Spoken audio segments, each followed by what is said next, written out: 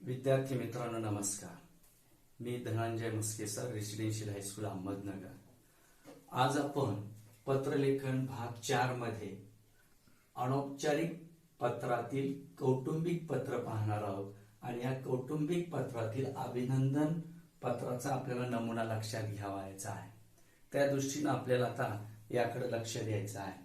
आपण याआधी काही गोष्टी अशा लक्षात घेतलेल्या आहेत की या प्रकारचे पत्र आपल्या जे कौटुंबिक पत्र आहेत हे प्रामुख्याने आपल्या जवळचे जे नातेवाईक आहेत, जे स्नेही आहेत किंवा जे आपल्या जिव्हाळ्याची आपुलकीची ज्या व्यक्ती असतात, साधारण अशा व्यक्तींना आपण ही कौटुंबिक पत्र लिहित असतो. या अनौपचारिक पत्रातील कौटुंबिक पत्रात आपण अभिनंदन पत्राचा त्या ठिकाणी एक उदाहरण म्हणून एक नमुना त्या ठिकाणी लक्षात घेणार आहोत. तत्पूर्वी आपल्याला एक गोष्ट लक्षात घ्यायची की पत्रलेखनाची पूर्वीचे आपण जे 3 व्हिडिओ पाहिलेले आहेत आणि ते पाहत असताना आपण हे लक्षात घेतलेलं आहे की पत्रलेखन करताना पत्राचे सर्व जे प्रमुख विभाग आहेत हे शास्त्रानुसार किंवा नियमानुसार डाव्या बाजूला येतात हे आपण पाहण्याचा प्रयत्न केलेला आहे ईमेल पद्धतीने. आज आपण या भागात साधारणतः जो आपण जोर देणार आहोत तो म्हणजे मुख्य मजकूर कसा लिहिला जावा या भागाकडे अधिक आपल्याला लक्ष द्यायचं आहे. कारण पत्रलेखनात मुख्य मजकूर हा भाग खूप महत्वाचा आहे. मी तर म्हणेन की तो पत्रलेखनाचा आत्मा आहे आणि मग त्या दृष्टीने आपल्याला मुख्य मजकूर कशा पद्धतीने कोणत्या मुद्द्याच्या आधारे आपण तो लिहिणं गरजेचं आहे, पत्र प्रकार लक्षात घेता हे आपल्याला पाहायचं आहे. कारण मुख्य मजकूर लिहिताना पत्र प्रकारानुसार योग्य अशा मुद्द्यांची निवड आपल्याला करणं गरजेचं आहे किंवा ते आवश्यक आहे. मुद्द्यांची मांडणी ही सुसंगत किंवा सुसंबंध वाक्य रचनेतच आपल्याला करता यायला हवी. तसेच पत्रच्या प्रकारानुसार तुम्हाला मुख्य मजकुरातली भाषा शैली तिथं त्या पद्धतीची असणं गरजेचं आहे. शिवाय अक्षर सौंदर्य, नीटनेटकेपणा, शुद्ध लेखन, नियमानुसार आपल्याला लेखन करणं अतिशय आवश्यक आहे. या सर्व नियमांच्या चौकटीमध्ये राहून आपल्याला मुख्य मजकूर किमान 2 ते 3 परिच्छेदामध्ये लिहिता येणं आवश्यक आहे. आणि त्या दृष्टीनं आज आपण कौटुंबिक पत्रामध्ये अभिनंदन पत्राची मांडणी करताना त्यातील मुख्य मजकूर लिहिताना कोणते मुद्दे लक्षात घेणं गरजेचे आहेत ही मी तुमच्या समोर फळ्यामध्ये लिहून ठेवलेली आहे. म्हणजे अभिनंदन पत्राची मुद्दे एकूण 7 मुद्दे आहेत आणि हे 7 मुद्दे लक्षात घेऊन आपल्याला अभिनंदन पत्राचा मुख्य मजकूर आपल्याला लिहिता आला पाहिजे. आणि त्या दृष्टीनं म्हणजे काय, अभिनंदन पत्राचा मजकूर लिहिताना साधारण किमान हे मुद्दे लक्षात घेऊन आपल्याला मुख्य मजकुरामध्ये 2 ते 3 परिच्छेद लिहिता येणं आवश्यक आहे. आणि त्या दृष्टीनं आज आपल्याला खऱ्या अर्थानं लक्ष द्यायचं आहे. आणि मग आज आपण मुख्य मजकूर हा जो आहे पत्रलेखनातला मुख्य भाग तो लिहिताना कोणते मुद्दे लक्षात घेणं गरजेचे आहे ते आज आपण खऱ्या अर्थानं पाहणार आहोत. आणि सर्व मुद्दे तुम्ही या ठिकाणी ही सगळे मुद्दे 7 मुद्दे वहीमध्ये लिहून घ्यायचे आहेत. ही तुमच्या वहीत असणं अतिशय गरजेचं आहे. ते संग्रहित आपण आपल्या वहीमध्ये ठेवलं पाहिजे. पण कुठल्याही प्रकारचं अभिनंदन पत्र लिहित असताना आपल्या जवळच्या नात्यातील स्नेही परिचित व्यक्ती यांना आपल्याला वेळोवेळी अभिनंदन पत्र लिहावे लागतात. त्यावेळेस किमान आपल्याला अभिनंदनाचा मजकूर लिहिताना हे 7 मुद्दे आपल्याला लक्षात घेऊन आपल्याला त्या पत्राची मांडणी करता आली पाहिजे. म्हणून हे सगळे 7 मुद्दे तुम्ही तुमच्या वहीमध्ये लिहून घ्यायचे, ते तुमच्या संग्रही ठेवायचे. तुम्हाला नक्कीच वेळोवेळी याचा उपयोग होणार आहे. आता ही मुद्दे आपण लक्षात घेताना पाहायचंय की अभिनंदन पत्राचे मुद्दे हा भाग पाहताना कोणते मुद्दे लक्षात घेणं गरजेचं आहे? तर क्रमांक 1, सुरुवातीला त्या संबंधित व्यक्तीचे अभिनंदन करावे. म्हणजे सुरुवातच ज्या व्यक्तीला आपल्याला पत्र लिहायचंय, ज्या नातेवाईकाला आपल्याला पत्र लिहायचंय, त्यांचं सुरुवातीला आपण अभिनंदन केलं पाहिजे. दुसरं, कोणत्या गोष्टीबद्दल तुम्ही अभिनंदन करत आहात याचा उल्लेख करावा. म्हणजे त्या संबंधित व्यक्तीला कुठं पुरस्कार मिळालाय म्हणून तुम्ही अभिनंदन करताय का, किंवा बक्षीस मिळालंय म्हणून, किंवा त्या आपल्या मित्राचा म्हणा, किंवा आपल्या नात्यातली कुठल्या व्यक्तीचं म्हणा, एखाद्या तुमच्या पुस्तकामध्ये किंवा तुमच्या एखाद्या दिवाळी अंकामध्ये एखादी कथा, एखादी कविता छापून आलेली आहे आणि म्हणून तुम्ही अभिनंदन करत आहात, किंवा तुम्ही बोर्डाच्या परीक्षेमध्ये तो विद्यार्थी जिल्ह्यात पहिला आलाय, राज्यात पहिला आलाय म्हणून तुम्ही त्याचं अभिनंदन करत आहात, असा तुम्हाला त्या ठिकाणी उल्लेख करता येणं अतिशय गरजेचं आहे. हे आपल्याला लक्षात घ्यायचं आहे. आता ही मुद्दे आपल्याला पाहायचंय की अभिनंदन पत्र प्रामुख्याने आपले नातेवाईक, आपली मित्रमंडळी, परिचित, स्नेही जीवनाच्या वेगवेगळ्या क्षेत्रात कार्यरत असतात.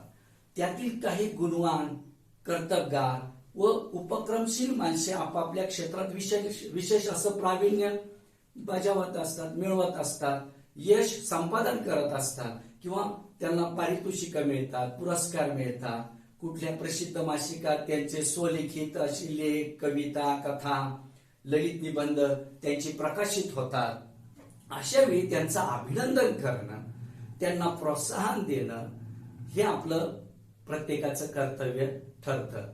आणि त्यामुळं अशा पद्धतीचे अभिनंदन पत्र आपण पाठवल्यामुळं त्यांच्या आणि आपल्यामध्ये एक प्रकारचा स्नेह आणि प्रेम आपलं वाढीस लागतं.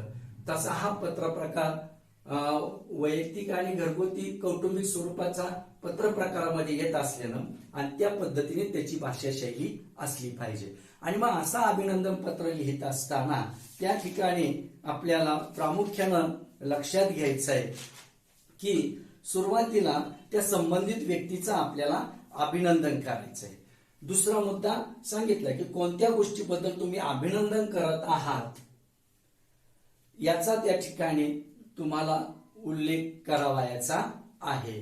आणि तिसरा मुद्दा आहे ती अभिनंदनीय गोष्ट तुम्हाला केव्हा आणि कशी कळली.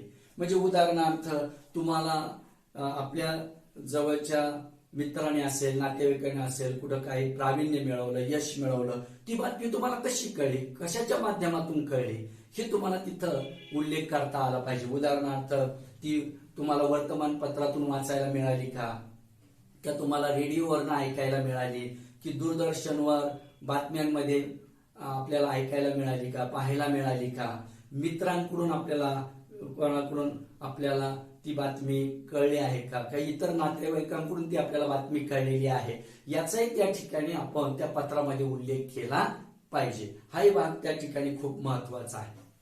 चौथा मुद्दा आहे ती अभिनंदनीय गोष्ट ऐकून तुमच्या मनात कोणते विचार आले.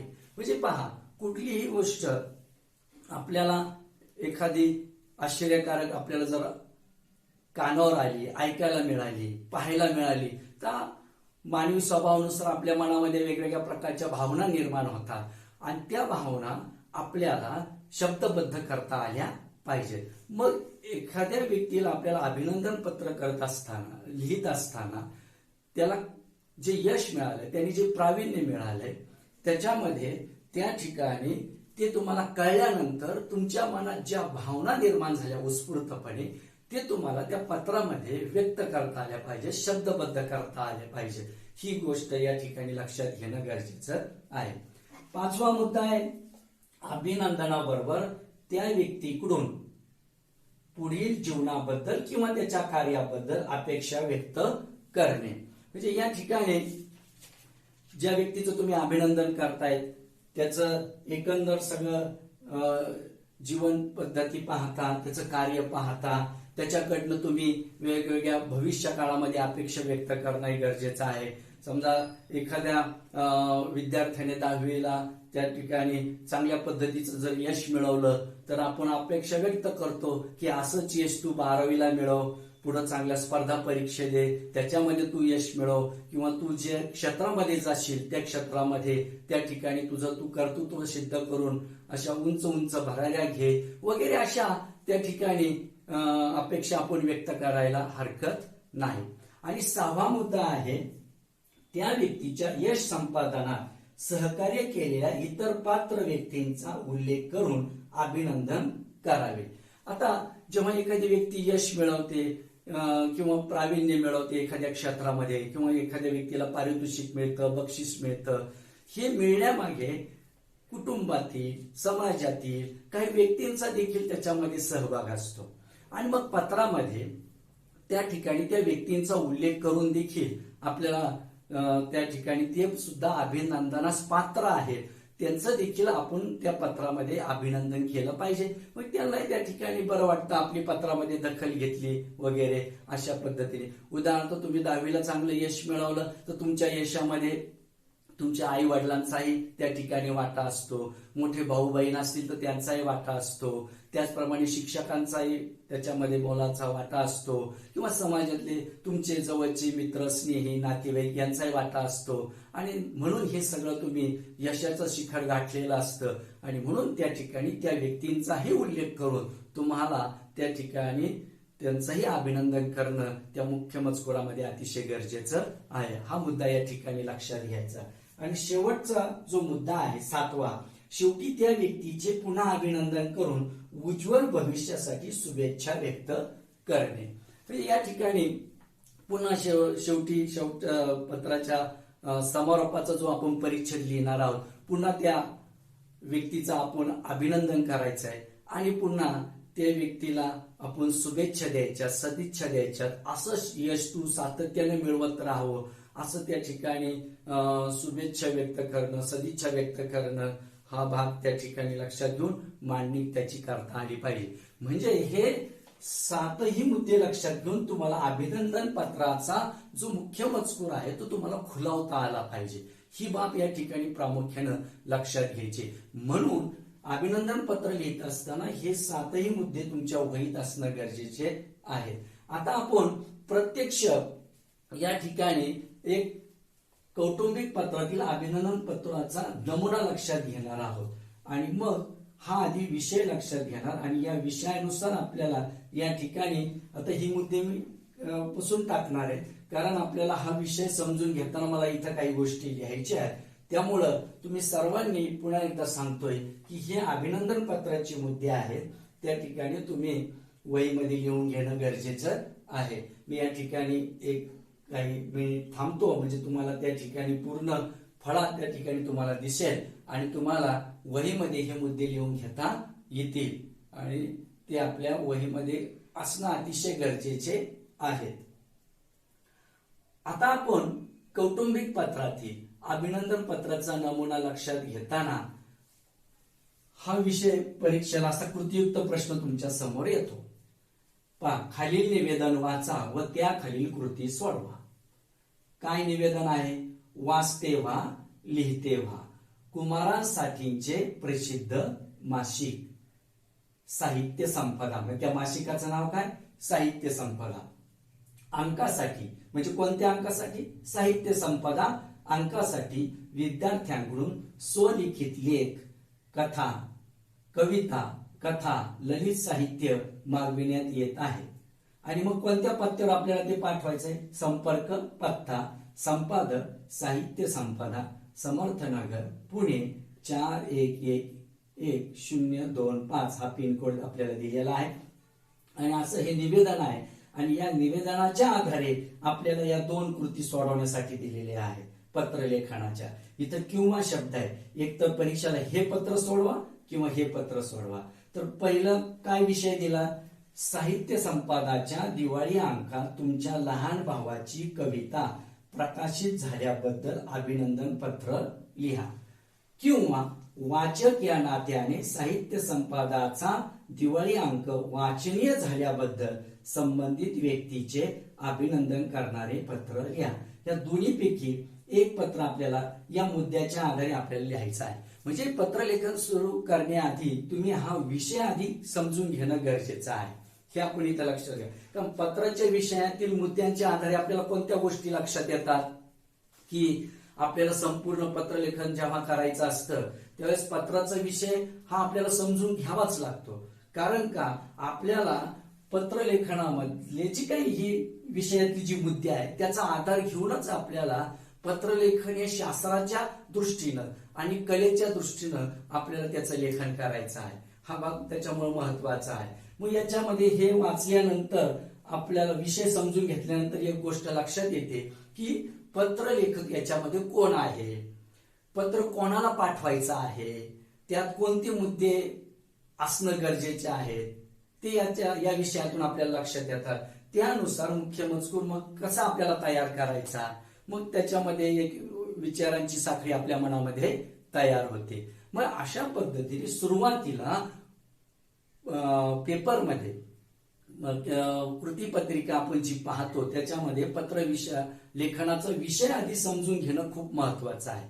आणि तो जर समजून घेतला तर मग व्यवस्थित आपल्याला पत्राची मांडणी करता येते. आणि मग त्यानुसार आता आपण प्रत्यक्ष या ठिकाणी आता हे तुम्ही मुद्दे लिहिलेले असतीलच.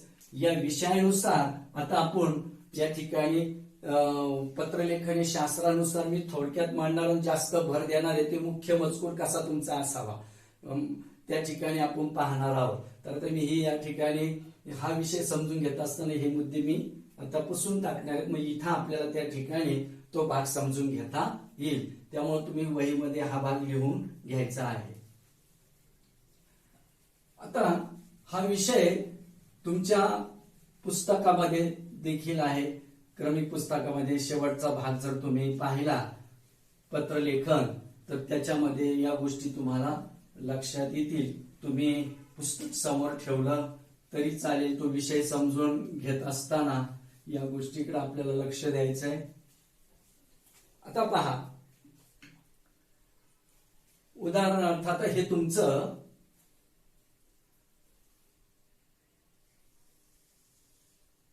वहीचं पान आहे असं आपण समजायचं. याच्यामध्ये आपल्याला पत्रलेखन करावायचं आहे. आता हे पत्रलेखन करताना पहिला विषय आपण या ठिकाणी लक्षात घेऊ. तुमच्या समोर आहे. या निवेदनाच्या आधारे हे दोन्हीपैकी एक पत्र सोडवायचं. आता पहिलं पत्र आपण लक्षात घेऊ. काय पत्र आहे? साहित्य संपादाच्या दिवाळी अंकात तुमच्या लहान भावाची कविता प्रकाशित झाल्याबद्दल अभिनंदन पत्र लिहा. आता या ठिकाणी हे घरगुती स्वरूपाचं पत्र आहे, कौटुंबिक स्वरूपाचं पत्र आहे. म्हणजे मी सुरुवातीला सांगितलं होतं, काही सूचना तुम्हाला दिल्या होत्या. जर घरगुती कौटुंबिक स्वरूपाचं पत्र असेल तर एखाद्या मांगल्य सूचक शब्दानं आपण त्याची सुरुवात केली पाहिजे. म्हणून बरोबर पानाच्या मध्ये या ठिकाणी मधोमध त्या ठिकाणी मांगल्य सूचक शब्द आपण लिहायचा आहे. मी लिहिला उदाहरणार्थ श्री. आता आपण ईमेल पद्धतीने पत्र लिहिणार आहोत. म्हणजे सगळ्या गोष्टी आपल्या डाव्या बाजूला येतील. आता आपल्या लहान भावाला पत्र लिहायचंय. मग त्याच्यानंतर मग त्या ठिकाणी आधी सुरुवातीला काय लिहावं लागणार आहे? दिनांक. मग आज दिनांक किती आहे? 18 सप्टेंबर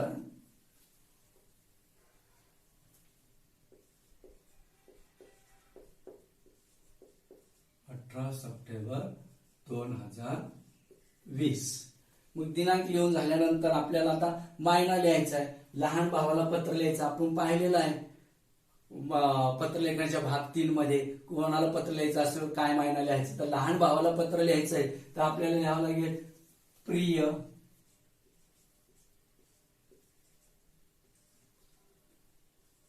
तुम्ही कुठलाही नाव घेऊ शकता. प्रिय अनुज यास. इथं स्वल्पविराम द्यायचा. मग त्याला अभिवादन करायचं. आता लहान भाऊ असल्यामुळे त्याला आशीर्वाद देणं गरजेचे आहे. अनेक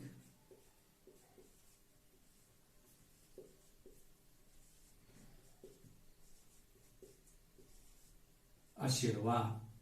मग पूर्ण विराम द्यायचा.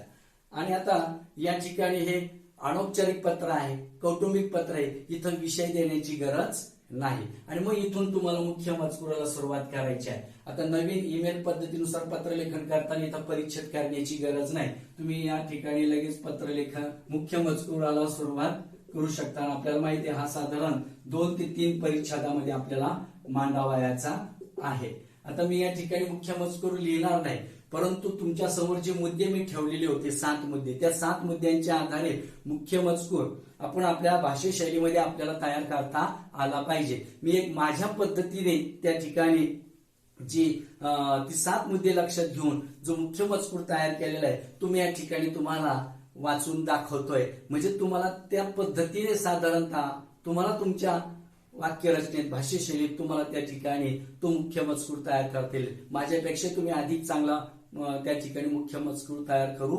शकाल. आता मी इथं मुख्य मजकूर सुरू होणार आहे, मग मी तो 2 ते 3 परिच्छेदात कसा लिहिला गेलेला असावा ती 7 मुद्दे लक्षात घेऊन हे तुम्ही लक्षात घ्यायचे. आता मी जे आता या ठिकाणी सांगतोय मुख्य मजकुरातले मुद्दे काही परिच्छेद तुम्ही व्यवस्थित लक्षपूर्वक त्या ठिकाणी ऐकायचं आहे. आता पहिला परिच्छेद या ठिकाणी मी सुरुवात करतोय.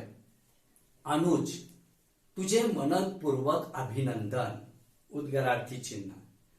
साहित्य संपादाच्या दिवाळी अंकात चिमणी वाचवा एकेरी अवतरण चिन्ह. ही कविता वाचली, मला ती कविता खूप आवडली.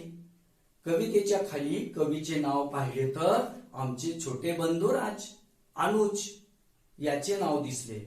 मला तुझा खूप अभिमान वाटला. हा झाला एक पहिला परिच्छेद. दुसरा परिच्छेद.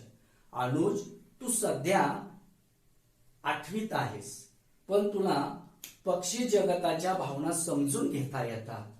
तुझे करावे तेवढे कौतुक थोडेच आहे. तुला पक्ष्यांचे निरीक्षण करायला खूप आवडते. त्यांचे फोटो घेतोस, त्यांच्या सवयी, त्यांचे खाणेपिणे यांच्या नोंदी ठेवतोस. यातून तू त्यांचे भावविश्व समजून घेतोस. त्याचा चांगला परिणाम म्हणजे तुझी चिमणी वाचवा ही कविता. हा झाला दुसरा परिच्छेद.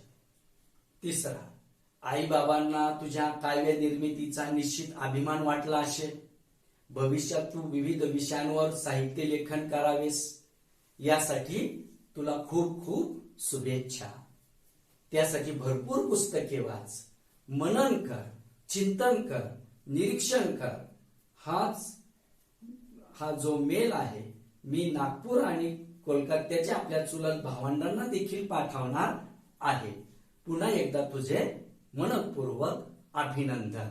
मग त्या ठिकाणी मग तुम्ही खाली लिहिणार. हा अशा पद्धतीचा मुख्य मजकूर लिहून झाला की तुम्हाला मग त्या ठिकाणी स्वाक्षरी करायची आणि पत्ता लिहायचा आहे. तो आपण पत्रलेखनाच्या पूर्वीच्या भागामध्ये पाहिलेला आहे. मग आता तुझा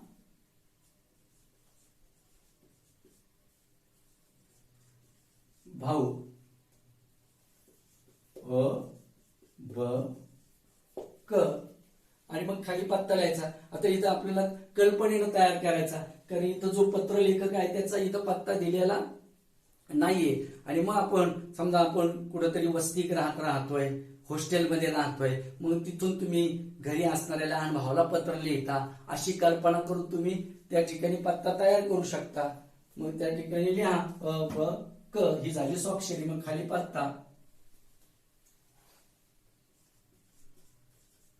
सेवा सदन वसती गृह स्वल्पविराम पटवर्धन बाग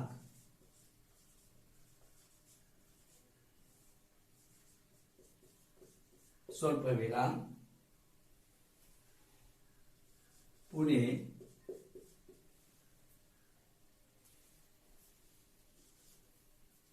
414001. कुठले 6 अंक तुम्ही टाकू शकता. मग इथं संपर्क क्रमांक येईल.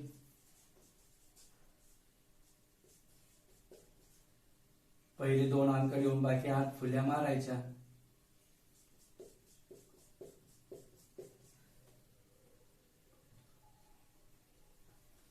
नंतर तुमचा ईमेल द्यायचा.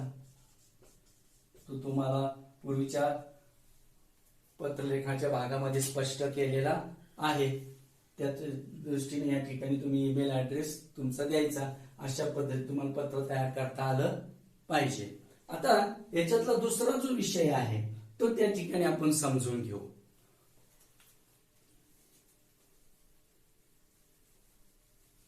दुसरा विषय काय आहे? वाचक या नात्याने साहित्य संपादाचा दिवाळी अंक वाचनीय झाल्याबद्दल संबंधित व्यक्तीचे अभिनंदन करणारे पत्र लिहा, असा हा त्या ठिकाणी विषय आहे. आपल्याला परीक्षेत मात्र दोन्हीपैकी एकच लिहायचं. इथं समजून घेताना आपण दोन्ही समजून घेतोय तेव्हा आपल्याला लक्षात येण्याच्या दृष्टीनं. मग आता वाचक या नात्याने साहित्य संपादाचा दिवाळी अंक वाचनीय झाल्याबद्दल संबंधित व्यक्तीचे अभिनंदन करणारे पत्र लिहा. मी इथं आपल्याला लक्षात घ्यायचे कोणाला पत्र लिहिणं गरजेचं आहे. आता हे थोडस जरी आता या ठिकाणी आपण सुरुवातीला लिहायचे की मग आता दिनांक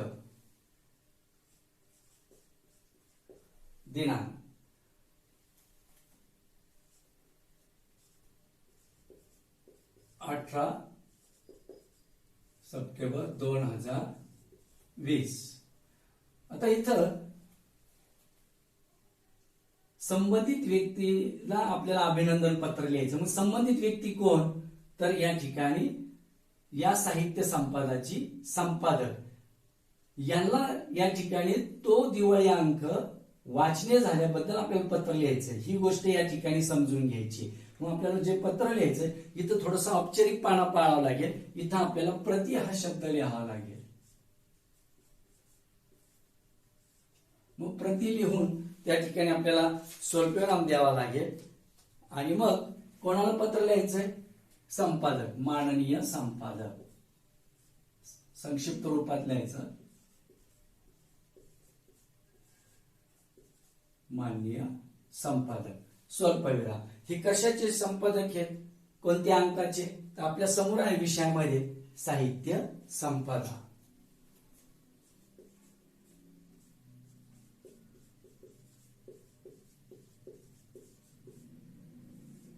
स्वल्पविराम. त्यांचा पत्ता इथं दिलेलाच आहे. मग इथं आपण लिहायचं समर्थनगर,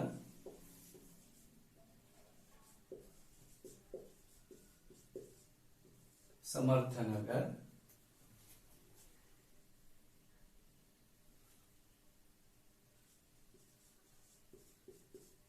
पुणे. पिनकोड पण दिलाय 411025. अशा पद्धतीने. मग आता या ठिकाणी आपल्याला माहिती आहे अनौपचारिक पत्रात विषय द्यायचा नाही. मग इथं लगेच आपण त्याला अभिवादन करणार, महोदय स्वल्पविराम सप्रेम नमस्कार. आणि मग इथून मुख्य मजकुराला तुमची सुरुवात होणार. आता ते 7 मुद्दे लक्षात घेऊनच आपल्याला थोडस या ठिकाणी त्या अभिनंदन पत्राचं मुख्य मजकूर आपल्याला लिहिणं गरजेचं आहे. तर आता साधारण मी एक 3 परिच्छेद कशी लिहिली गेली पाहिजेत या ठिकाणी हे तुम्हाला या ठिकाणी वाचून दाखवतोय. मी तुमच्या लक्षात येईल. पहिला परिच्छेद इथून सुरुवात होत आहे मुख्य मजकुराला. ईमेल पद्धतीनुसार असल्यामुळे परिच्छेद करायचं नाही, इथून लगेच सुरुवात करायची. पहिला परिच्छेद, आपल्या संपादक मंडळाचे मनपूर्वक अभिनंदन, उद्गारार्थी चिन्ह. तुमचा या वर्षीचा साहित्य संपदा हा दिवाळी अंक अत्यंत दर्जेदार आहे. मी या अंकाचा नियमित वाचक आहे. हा झाला पहिला परिचय. दुसरा, या अंकात तुम्ही विद्यार्थ्यांनी लिहिलेले लेख, कविता, कथा, ललित साहित्य यांची निवड केली. त्यामुळे हे मासिक खऱ्या अर्थानं कुमार मासिक झाले आहे. यातील लेख वाचताना कुमार वयातील मुलांचे भावविश्व किती समृद्ध आहे याचा प्रत्यय त्या ठिकाणी आलेला आहे. प्राणी जगत, पर्यावरण संवर्धन, स्त्री पुरुष समानता, निसर्ग निरीक्षण, दैनंदिन घडामोडी अशा अनेक विषयांवर मुले लेखनातून व्यक्त झालेली आहेत. सर्व कुमार कवी लेखक मंडळींचे खास अभिनंदन. हा झाला दुसरा परिच्छेद. मग तिसरा, या मासिकाचे मुखपृष्ठ मलपृष्ठ, अंतरंग यांची मांडणी नेटकी व सौंदर्यपूर्ण झालेली आहे. त्यामुळे हे मासिक मी माझ्या संग्रही ठेवणार आहे. तसेच तुम्ही तुमची वेबसाईट अंकात दिलेली आहे. त्यामुळे आमच्या परदेशातील नातेवाईकांना नेटच्या माध्यमातून अंक वाचनाचा आनंद नक्कीच घेता येईल. आपला कृपाभिलाषी असं म्हणून तो त्या ठिकाणी स्वाक्षरी करेल. इथं आपला कृपा अभिलाषी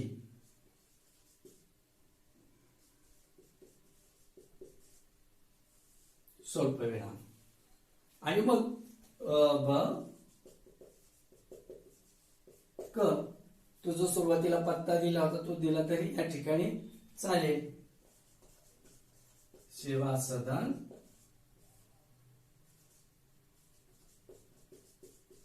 वसतिगृह स्वल्पविराम पटवर्धन बाग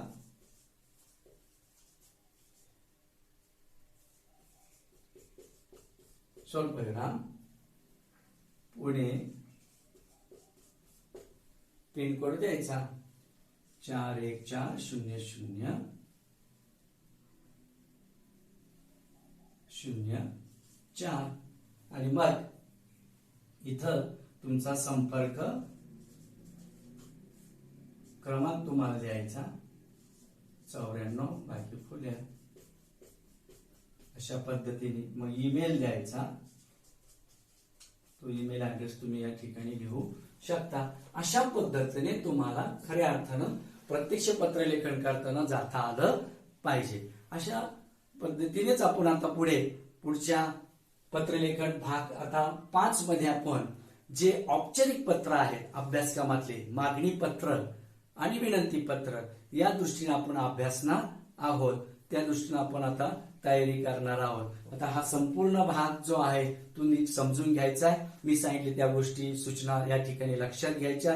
कोणत्या गोष्टी वहीत असल्या पाहिजेत ते भाग तुम्ही समजून घ्यायचा आहे. तो वहीमध्ये लिहायचा आहे. या ठिकाणी हे लेक्चर या ठिकाणी मी थांबवतो. सर्वांना धन्यवाद.